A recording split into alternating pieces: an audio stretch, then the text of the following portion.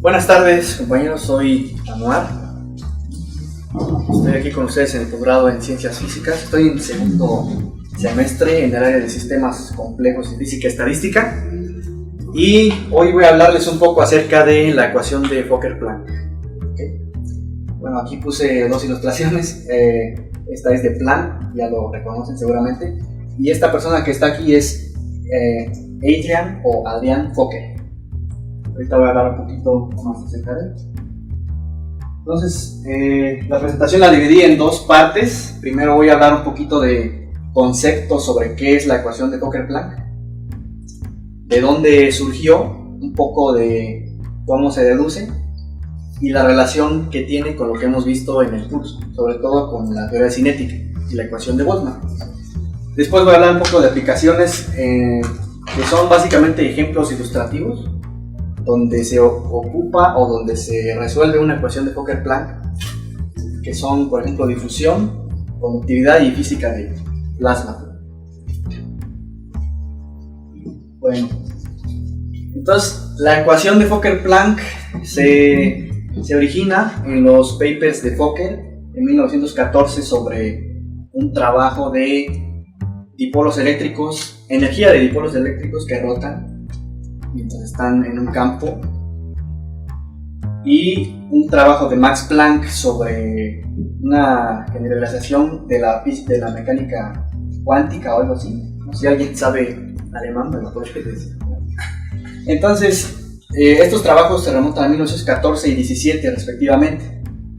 En estos trabajos, ambos de forma independiente llegan a una ecuación que sirve para describir el fenómeno del que están hablando, respectivamente. Un poco de tiempo después, Kolmogorov, el famoso matemático, en su trabajo sobre procesos markovianos, llega a una misma ecuación a la que llegó Max Planck y Fokker en su trabajo sobre algo de matemáticas sobre procesos estocásticos y markovianos en 1931, y poco después el genetista y matemático Fischer en su trabajo sobre mutaciones de genes obtiene una ecuación muy parecida. Bueno, es idéntica, ¿no? Pero no, bueno, Fischer no sabía acerca del trabajo de Planck ni de Kolmogorov, y no fue sino hasta 1936 más o menos que Kolmogorov conoce a un compañero de Fischer y le comenta que en su artículo está una ecuación que los físicos ya habían llegado años atrás y que de hecho Kolmogorov ya le llamaba ecuación de Fokker-Planck. Bueno, después de estas notas curiosas, vamos a lo que nos interesa, ¿no? ¿Qué es la ecuación de Fokker-Planck? Bueno, en pocas palabras, la ecuación de Fokker-Planck es una ecuación diferencial para esta función que le llamo W. Esta ecuación tiene la cara de una ecuación de difusión, y la ecuación de Fokker-Planck está asociada siempre a una ecuación de Langevin, de Langevin. En este caso voy a esquematizar el proceso de deducción de esta ecuación usando esta ecuación de Langevin asociada. Para que quede un poquito más claro, primero vamos a ver qué significa esta W, ¿no? La W es una densidad de probabilidad de que la partícula descrita por esta ecuación de Langevin tenga velocidad u al tiempo t. ¿Por qué? Bueno, lo que pasa es que la ecuación de Langevin ya saben que es una ecuación estocástica. Eso quiere decir que la función u no es una función analítica, bueno, o sea, que se puede expresar en términos de funciones analíticas, sino es una función estocástica. Entonces, lo cual nos permite hablar de una densidad de probabilidad de que la partícula descrita por esta ecuación tenga velocidad u al tiempo t. Entonces, esa densidad es esta de aquí, y la ecuación que gobierna a la evolución de esta densidad es la ecuación de Fokker-Planck, que es esta de aquí. ¿Okay? Bueno, antes de continuar, ¿sí quedó claro qué significa esta W? En pocas palabras es la probabilidad o densidad de probabilidad de que la partícula tenga velocidad u al tiempo t. ¿Okay? Entonces, como que los veo con cara de no entendí nada. Entonces, yo también no entendí nada cuando lo leí al principio. Entonces, vamos a ver de dónde surge un poquito esta ecuación. Entonces, la ecuación de Fokker-Planck se puede deducir de esta forma. Considerar un proceso de considerar la ecuación de Chapman-Kolmogorov, que es esta de aquí. Ahorita la voy a explicar. La cual rige los que le llaman procesos markovianos. Entonces, esta ecuación vamos a entenderla de forma física, se puede decir. Entonces, vamos a ver, esta de aquí es la W que teníamos antes, que es la densidad de probabilidad de que una partícula browniana tenga velocidad u al tiempo t. ¿Okay? Ahora, esta función de aquí normalmente le llaman probabilidad de transición y representa la probabilidad de que la velocidad de la partícula tenga un cambio delta u, o sea, cambie a u más delta u en un tiempo delta t. Esta densidad, esta función es una función de probabilidad de transición, quiere decir que me da la probabilidad de que la partícula cambie de velocidad por una cantidad delta u en un intervalo delta t. Entonces, proceso markoviano, aquí se ve, bueno, los procesos markovianos tienen que ver con que no tienen memoria, eso se ve aquí. Esta ecuación me dice que la evolución de esta densidad, bueno, supongamos que estamos en el tiempo t, ¿no? Estamos aquí en el tiempo t. Entonces queremos conocer esta función a un tiempo posterior, que es t más delta t. Entonces, esta ecuación me dice que la evolución de esta densidad solo depende del tiempo anterior. ¿Okay? Si estoy en el tiempo t más delta t, eso solo depende del tiempo anterior, que es t. ¿Okay? Y además, esta suma pues significa que voy a sumar todas las probabilidades de que la velocidad sufra un cambio delta u, o sea, voy a sumar sobre todos los cambios de velocidad. Entonces, haciendo esa suma, esa integral, obtengo la evolución de la densidad de probabilidad. ¿Qué era la psi? La psi es una probabilidad de transición, quiere decir que, vamos a verlo así. Si quito esto de aquí, la phi de u delta u significa la probabilidad de que la variable estocástica u aumente por una cantidad delta u en el intervalo de tiempo delta t. ¿Ok? Es una pregunta. Ok. ¿Sí? Entonces voy a sumar sobre todos los posibles cambios que pueda haber en la velocidad. Y eso me va a dar la evolución de la función de densidad de probabilidad de u, de la velocidad. En este caso, esta expresión es para cualquier variable estocástica u, en particular pues para nuestra velocidad. Ahora, haciendo un desarrollo, bueno, esto tiene fundamentos matemáticos un poco más abstractos, los cuales no voy a abundar más por cuestiones de tiempo. Entonces, a partir de aquí, si hacemos un desarrollo en serie de potencias de delta t y de delta u, obtenemos algo como esto, ¿no? Donde este promedio que está aquí, estos promedios que se ven acá, están definidos de esta forma, son promedios sobre la función phi. Entonces, una justificación física para estas consideraciones, o sea, cuando hacemos un desarrollo de potencias en delta t y delta u, estamos considerando que este intervalo delta t es pequeño comparado con las variaciones de la fuerza estocástica. ¿Okay? Si recuerdan aquí, esta fuerza estocástica pues tiene variaciones aleatorias, entonces consideramos que ese delta t es suficientemente grande para que existan esas variaciones de ruido, pero suficientemente pequeño para que la velocidad no cambie tanto. ¿Okay? Pues este delta t tiene sus detalles matemáticos y físicos, haciendo un desarrollo en potencias de esta delta T y delta U, llegamos a esto.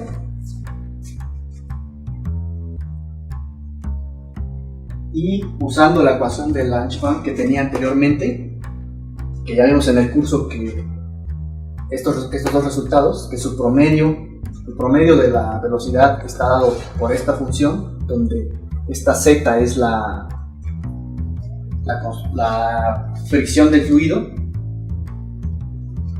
Y en el curso también vimos expresiones como estas, ¿no? Calcular el promedio de cambios en esta cantidad. Bueno, estas son matemáticas, ¿no? No es necesario que lo entiendan a profundidad, pero a partir de esta ecuación de Langevin se pueden obtener estos dos resultados, ¿sí? Los cuales se utilizan en el desarrollo anterior. Aquí, ¿no? En estos promedios los calculamos con la ecuación de Langevin. Es por eso que esta ecuación está asociada a esta ecuación de Langevin. ¿Por qué? Porque usamos esta ecuación para calcular esos promedios. Entonces podemos decir que no existe solamente una ecuación de Langevin, existen varias, ¿no? Dependiendo de qué ecuación de Langevin yo ocupe.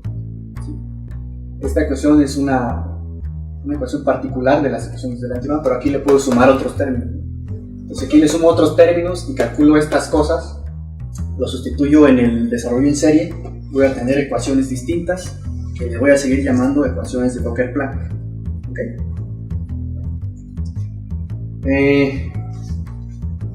Pues vamos a ver, un comentario rápido es que esta deducción, bueno, primero esta deducción viene en el residual, no, en el Macquarie, y en el residual viene otra deducción un poco diferente, pero además de esas existe una deducción sin ocupar desarrollo en serie, que es usando transformadas de Fourier. Una referencia donde pueden ver algunos detalles es este trabajo de la UAM, de un compañero del año pasado, que si quieren se los puedo pasar, nada más me avisan al final.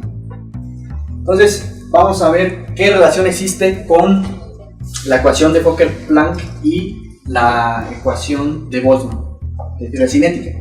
Entonces, haciendo lo mismo que les dije que hice para la W de U, podemos hacer lo mismo para una función diferente que ahora me dé la probabilidad de que la partícula esté en una posición R y tenga una velocidad U al tiempo t.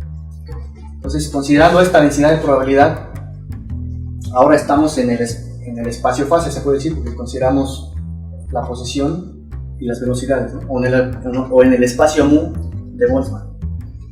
Entonces, haciendo ese mismo procedimiento, obtenemos esta ecuación, que es casi la ecuación de Fokker-Planck, a excepción de estos dos términos. Entonces, a esta ecuación le llaman ecuación de Chandrasekhar, y si comparamos esta con nuestra ecuación de Boltzmann, pues vemos que es muy parecida. Es la misma si consideramos que los términos de colisión son estos de aquí. Entonces podemos interpretar a la ecuación de Fokker-Planck o de Chandrasekhar como una ecuación de Boltzmann, pero con los términos de colisión ajustados para una fuerza estocástica. Colisiones estocásticas se puede decir. Una pregunta, ¿la fuerza que ahí aparece es en la ecuación superior? Esta aquí es la derivada de esta velocidad. Es la misma pista. Es una fuerza aleatoria, ¿no? No. No, el dos bultos. No es una variable aleatoria asociada a esta. Es la derivada de esta variable aleatoria. Es la aceleración de la partícula. Sí, es cierto. Esta F entre M en realidad es la aceleración de la partícula. Ahora, otra de las relaciones es que si uno resuelve la ecuación de Fokker-Planck, se obtiene esto de aquí. Lo pueden ver algunos detalles en el Macquarie. Y vemos claramente que para tiempos grandes llegamos a esto, ¿no? Si hacemos t grandote, pues este término se va, las exponenciales se anulan rápidamente y llegamos a esto que es la condición de equilibrio. La función de equilibrio de Mach. Okay. Entonces, como que estamos conectando un poquito la ecuación de Fokker-Planck con lo que hemos visto de teoría cinética. Ahora, un poco de generalizando un poquito la ecuación de Langemann, como les decía anteriormente, la podemos generalizar, ¿no? La podemos generalizar de esta forma. La ecuación de Langemann que hemos estudiado es esta de aquí, ¿no? Pero si nosotros consideramos que esto de aquí es una función cualquiera de la variable en cuestión, y aquí multiplicamos por otra función, podemos generalizar estos resultados, ¿no? Entonces nada más es un comentario de que, considerando a esta como una generalización de la ecuación de Langemann, con el ruido o la fuerza estocástica, entonces la ecuación de Fokker-Planck asociada viene dada por esto, ¿no? Eso se puede deducir, pero por cuestiones de tiempo voy a saltarme. Esto lo puse porque lo voy a ocupar después. Entonces, como ven, estas dos funciones de la ecuación de Langemann aparecen aquí en la ecuación asociada de Fokker-Planck. ¿Ok?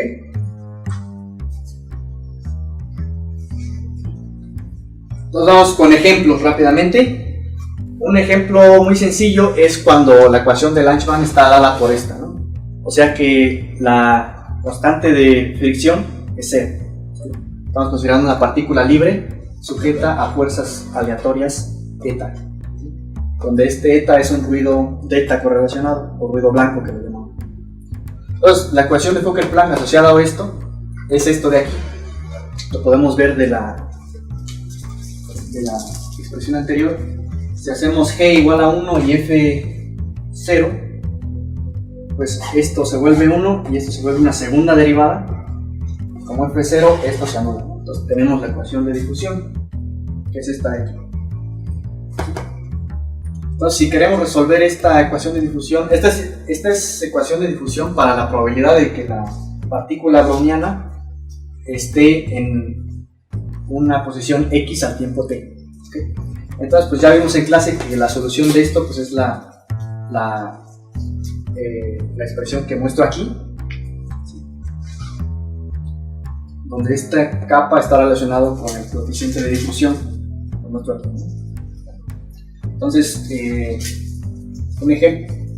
resumen, un ejemplo particular de la ecuación de Fokker-Planck es lo que vimos acerca del movimiento browniano para una partícula libre. Otro ejemplo, bueno, un comentario rápido es que en el residual esquematiza un método de eigenfunciones para tratar la ecuación de Fokker-Planck y obtiene el mismo resultado de la ecuación de Einstein que ya conocemos, ¿no? Que el desplazamiento cuadrático medio, que es esto que está aquí, es 2 veces el coeficiente de difusión por el tiempo, ¿no? O sea, va como t a la 1, el desplazamiento cuadrático medio. Entonces, ese esquema que expone Resibois en su libro se puede generalizar para tratar fenómenos de transporte más complicados. Lo que pasa es que la ecuación de Fokker-Planck se aplica a distintos tipos de fenómenos, pero su tratamiento es un tanto complicado. Por eso que aquí estoy tratando algunos ejemplos muy sencillos. Entonces, el ejemplo que sigue es el que le llamé conductividad eléctrica. En este caso, vamos a considerar que tenemos partículas brownianas, pero que ahora están cargadas eléctricamente, ¿okay? Con carga E por un número entero Z, y que están inmersas en un campo eléctrico constante que le llamé EX. Esto lo vamos a hacer en una dimensión por simplicidad. Entonces, lo que queremos calcular es la conductividad eléctrica en este sistema, ¿sí? Que se define por esto, es la corriente eléctrica promedio, unidad de volumen entre el campo, ¿no? Para el estado estacionario, porque por simplicidad, ¿no? Y para ver el significado físico más que nada a que nos lleva a esta ecuación. Entonces, la ecuación de Langemann asociada a este problema está dada por esto, ¿no? Este es el ruido o fuerza estocástica. Aquí aparece la fuerza asociada al campo eléctrico, y este es el término que viene de la ecuación de Lange-Van. La ecuación de Fokker-Planck asociada pues está dada por esto, ¿no? Si ven aquí está derivada con esta, ahí aparece el laplaciano en una dimensión en el espacio de velocidades.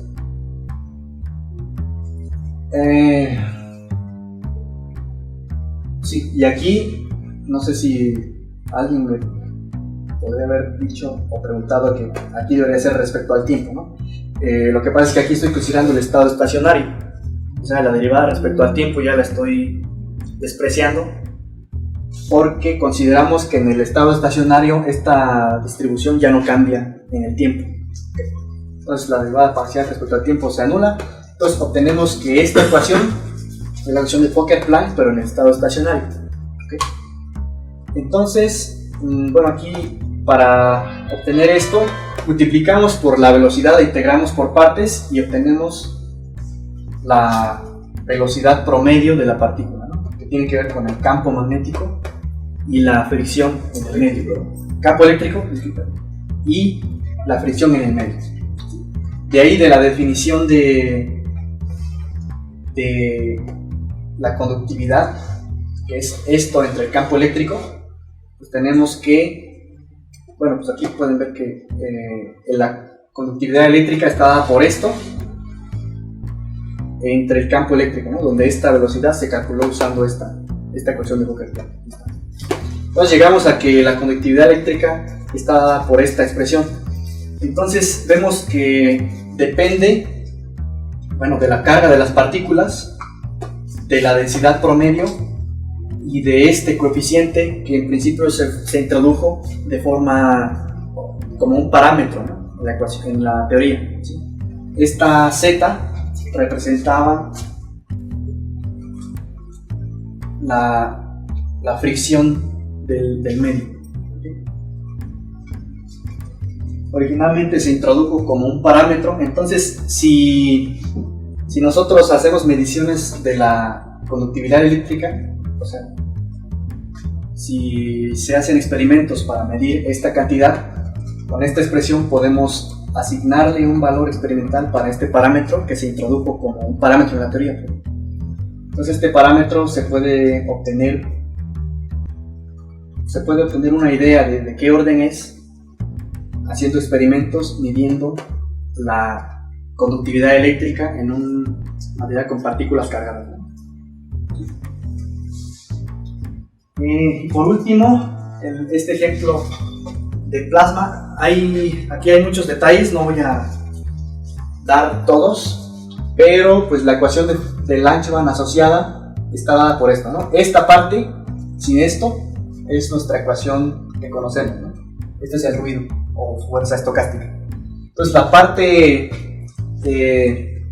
donde involucra al plasma es esta, que tiene que ver con el campo magnético.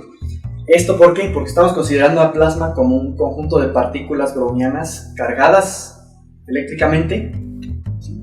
Y que están inmersas en un campo magnético ahora B.